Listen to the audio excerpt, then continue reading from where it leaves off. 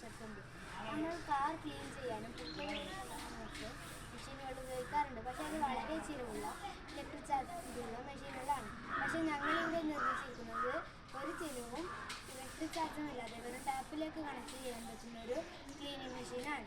ഇവിടെ ഉപയോഗിച്ചിരിക്കുന്നത് 6 water bottle, valve, elbow, tee pipe, hose connector എന്നിവയാണ്. അതിൽ നമ്മൾ ടാപ്പിലൂടെ വെള്ളം കടത്തിവിടുന്നു.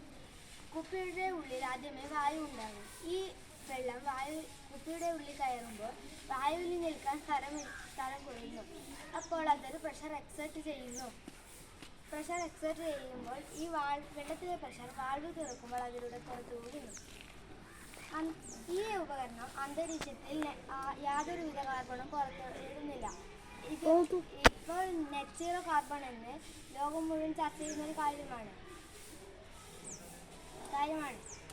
പക്ഷേ നമ്മുടെ പ്ലാസ്റ്റിക്കുകൾ കുറയ്ക്കാനും കഴിയും. ഇത് കണ്ട് ഒരു പരിധിവരെ പ്ലാസ്റ്റിക് കുറയ്ക്കാനും പ്ലാസ്റ്റിക് രഹിത ഭൂമിയും കാർബൺ രഹിത അന്തരീക്ഷവും ഇതുകൊണ്ട് ഒരു പരിധിവരെ നമുക്ക് സൃഷ്ടിക്കാം.